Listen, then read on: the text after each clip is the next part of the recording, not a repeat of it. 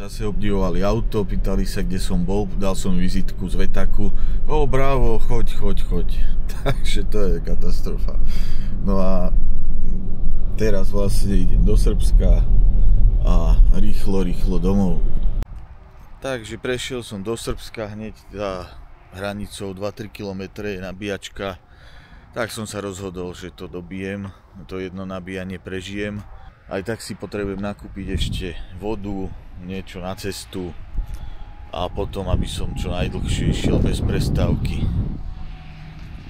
Takže takto to tu vyzerá. Charge and go.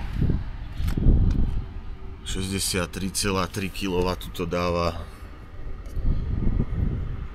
A teda uvidíme, koľko to bude trvať. 43% má batéria auta. Nakúpené asi za 5-6 minút, aj vybavený záchod. Takže nie, nebaví ma to nabíjanie, ale jedno som ochotný na 1000 km trase absolvovať. Takže asi toľko k tomu. No. Dám to nabíjať len do 90%, pretože to bude za 12 minút nabité a keby som to chcel dať do 100, tak to bude za 25, takže, alebo 30. A fakt tu nemám už čo robiť. A za tých 10% sa mi to neoplatí, keďže aj tak mám ešte benzínu kopu, aj budem mať, lebo benzín tu stál v prepočte euro 10 som našiel. Najlacnejší, čo som tak videl. Čiže to sa absolútne neoplatí. Aj keď tu na tejto rýchlo nabíjačke, čo bola aj v Sofii, vychádzal 32 centov kW. Rýchle DC nabíjanie. Tak, donabíjal som, zhrnieme si to a uvidíme, kedy budem zase stáť. Takže, lebo veľa z vás píše, že hovorím nezmysly, že to sa nedá ísť toľko v kuse a tak ďalej. Takže teraz si to ukážeme. 10:27 slovenského času, 90% nabité. Stav tachometra 49 907. No a nachádzam sa tu.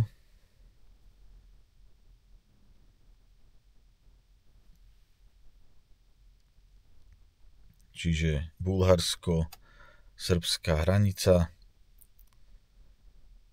a vyrážam.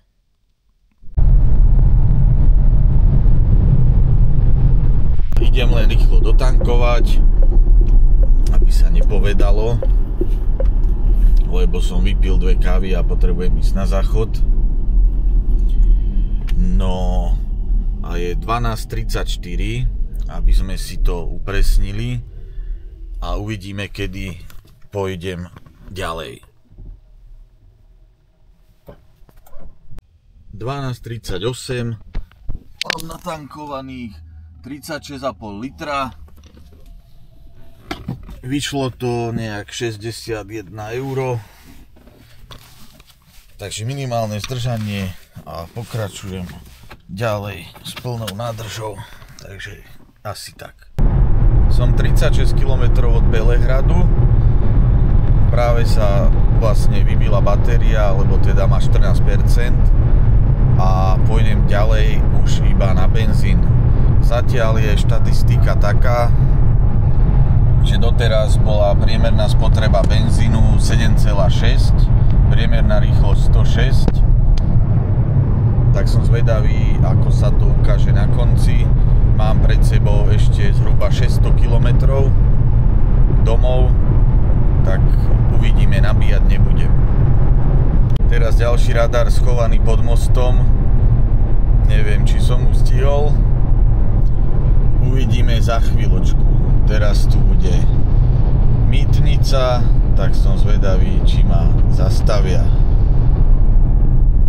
Stihol som ubrzdiť.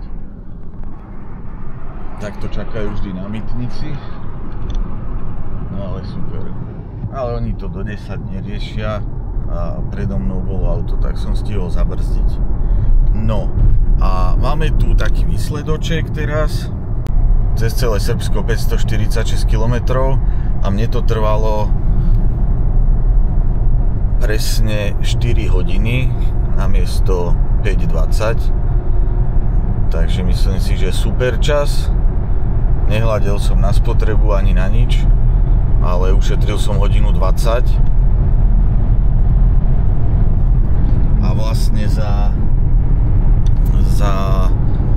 tie 4 hodiny som stál jedenkrát 4 minúty. Takže ja si neviem predstaviť, proste keby som mal čistú elektriku, tak by som stál pol hodinu a takto pokračujem ďalej a ďalšie možno 3-4 hodiny stať nebudem, takže pre mňa to nemá zmysel zatiaľ.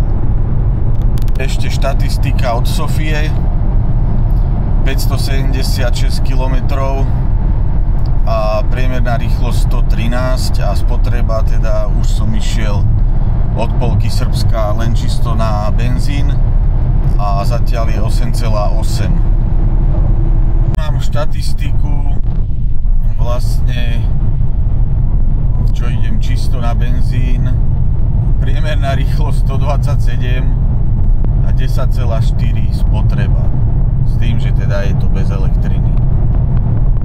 3/4 prichádzam na srbsko-maďarskú hranicu.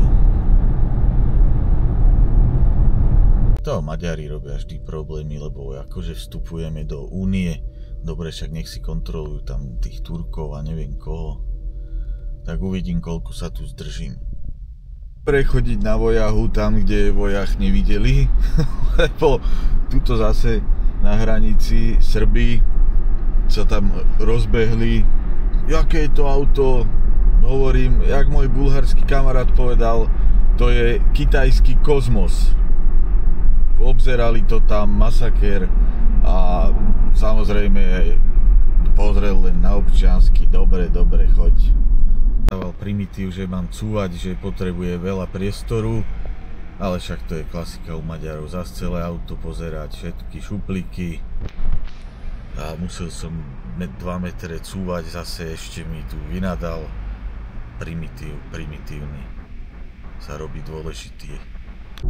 15:17, takže niečo cez pol hodinu zdržanie a pálim domov rýchlo, takže už som v Maďarsku. 16:08, som asi pol hodinu pred Budapešťou a idem dotankovať. Natankované, zaplatené za 2 minútky a pokračujem ďalej. Bez nabíjania, nebudem to nabíjať, nemám čas, nechce sa mi, ušetrím prd. Takže asi tak.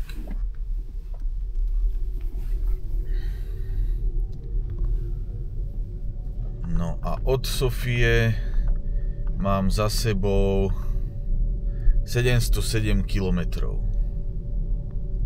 17:50 prichádzam na Slovensko.